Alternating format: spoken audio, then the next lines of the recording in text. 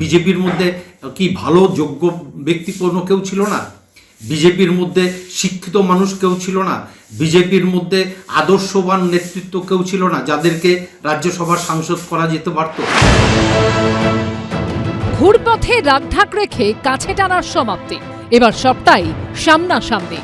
তৃণমূলের সদ্য প্রাক্তন 3 রাজ্যসভার সাংসদকে দলে নিয়ে তাদের ইস্তফার ফলে খালি হওয়া আসনে তাদেরই রাজ্যসভায় পাঠাচ্ছে বিজেপি। এবার কি লোকসভাতেও বিজেপি যা করবে তা সরাসরি? পশ্চিমবঙ্গে ভরাডুবির পর প্রথমে তৃণমূলের বিধায়কদের মধ্যে বিদ্রোহ তৈরি হয়েছে ঋতব্রত তৃণমূল।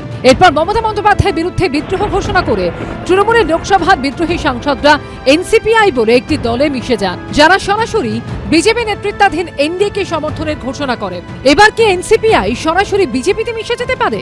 অর্থাৎ তৃণমূলের বিদ্রোহী সাংসদরা সরাসরি বিজেপি সাংসদ হয়ে যেতে পারেন? 21শে জুলাইয়ের পরে কি এমনটা হতে পারে? কিন্তু বিশাল ব্যাপার, এরকম জল্পনা তৈরি হয়েছে, থাকুক একটু জল্পনা, আমাদের কিছু বলার নেই। আমি এই নিয়ে এই মুহূর্তে কিছু জানি না, আমার কাছে এই জিনিসের কোনো সত্যতা এই মুহূর্তে নেই। বিধানসভা ভোটে তৃণমূল ক্ষমতাচ্যুত হওয়ার পর এদের সব বিবেক জাগরণ। কিন্তু প্রশ্ন হচ্ছে, রাজ্যসভায় বিদ্রোহীদের ইস্তফা মডেল, লোকসভায় নয় কেন? তাহলে লোকসভার তো ইস্তফা দেওয়া উচিত। তাহলে লোকসভার 20 জন অবিলম্বে ইস্তফা দিন। তারা আছেন কোথায়? এনসিপিআই না তৃণমূল, কোথায় আছেন? গত 24 এপ্রিল আম আদমি পার্টির 10 জন রাজ্যসভার সাংসদের মধ্যে 7 জন সাংসদ হঠাৎই বিজেপিতে যোগ দেন। সংখ্যায় 2/3 হওয়ায় আইনগতভাবে বিজেপিতে যোগ দিতেও কোনো অসুবিধা হয়নি। তৃণমূলের 28 জন লোকসভার সাংসদের মধ্যে 20 জনই এখন এনসিপিআইতে বিজেপির শরিক। এবার কি আর শরিক নয়, সরাসরি বিজেপিতে মিশে যেতে পারে এনসিপিআই? একই জায়গায় নিয়ে যায়। এনসিপিআইতে যদি যোগদান করে তাহলে সেটা সামনের সেশনই হতে পারে, মানে সামনে যে সেশনটা আসছে সেই সেশনই তারা যোগদান করতে পারে। সেটা যোগদানের জন্য তাদের বিরাট কিছুদিন অপেক্ষা করতে হবে না, এবং তাতে বিজেপির অসুবিধা কিছু নেই, কারণ এই দলটাকে তারা নানাভাবে লোভ দেখিয়ে এবং ভয় দেখিয়ে, অর্থাৎ ইডি সিবিআই এর ভয়, অন্যদিকে ক্ষমতার লোভ, এই দুটোর সমন্বয়ে ব্যালেন্স করে এনডিএর সঙ্গে তাদেরকে রাখতে পারবে। বিধানসভা ভোটের ফল বেরোনোর পর থেকে একের পর এক রাজনৈতিক চমকের সাক্ষী হচ্ছেন পশ্চিমবঙ্গবাসী। তাহলে কি আরো এক নতুন চমকের অপেক্ষা? আশাবুল হোসেন, শুভেন্দু ভট্টাচার্য ও সৌমিত্র রায়ের রিপোর্ট, এবিপি আনন্দ। এই প্রকাশ সিং বড়াই ঘোগ এর কাজই হচ্ছে ভাইপোর হয়ে গরু পাচার করা। প্রকাশ সিং বড়াই ঘোগ সবাই তদন্ত হবে, জেলে যাবে তারা। এরা প্রত্যেকেই গুণীজন বিদগ্ধ মানুষ। দল এক, সুর অনেক। কদিন আগেও যে ছিল চোখের বালি, এখন সেই চোখের মণি। কদিন আগেও প্রকাশ্য মঞ্চ থেকে যাকে পাচারকারী বলা হতো, এখন তাকেই গুণীজন বলে উত্তরীয় পড়ানো হচ্ছে।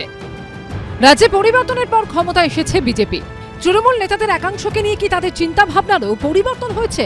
বৃহস্পতিবার দুপুরে তৃণমূলের সদ্য পদত্যাগে 3 রাজ্যসভার সাংসদকে দলে নেয় বিজেপি, আর রাতেই তাদের রাজ্যসভায় প্রার্থী করে দেওয়া হয়। এর মধ্যে একজন প্রকাশ সিং বড়াই। এতেই বিতর্কের ঝড় উঠেছে, কারণ এই প্রকাশ সিং বড়াইকেই কিছুদিন আগে খোলা মঞ্চ থেকে গরু পাচারকারী বলে আক্রমণ করেছিলেন বিজেপি সাংসদ ও কেন্দ্রীয় শিক্ষা প্রতিমন্ত্রী সুকান্ত মজুমদার। তুমি সন্ধে হলে গরু পাচার করো, কোনো অসুবিধা নেই বাবা প্রকাশ, তুমি সন্ধ্যেবেলা ওটা চালিয়ে যাও। এই প্রকাশ সিং বড়াই ঘোগ এর কাজই হচ্ছে ভাইপোর হয়ে গরু পাচার করা আর ভাইপোকে টাকা সাপ্লাই করা। ভাইপোর কাছে টাকা পাঠানো ছাড়া এর কোনো কাজ নেই। আর যতদিন টাকা পাঠাতে পারবে ততদিন রাজ্যসভা থাকবে, জেলা সভাপতির পদ থাকবে। এক ধাপ এগিয়ে প্রকাশ সিং বড়াইকে গ্রেফতারের হুঁশিয়ারি দিয়েছিলেন আরেক বিজেপি সাংসদ মনোজ টিগ্গা। সব জায়গাতে অ্যারেস্ট হচ্ছে, তো আলিপুরদুয়ারে যারা আছেন আমি নাম ধরে বলে দিতে পারি, সেটা প্রকাশ সিং বড়াই হোক, চেয়ারম্যান হোক, যেই হোক, যারা দুর্নীতিবাজ আছেন তাদের সময় আসলে কিংবা মোনা হোক, সময় আসলে তো সবাই তদন্ত হবে, জেলে যাবে তারা।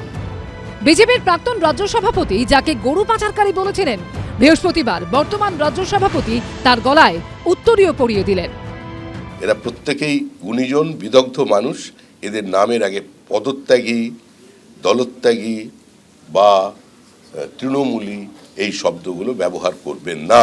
এই মুহূর্তে সুখেন্দু শেখর রায়, সুস্মিতা দেব, প্রকাশ সিং বড়াইকের একমাত্র পরিচয় তারা বিজেপি কর্মী।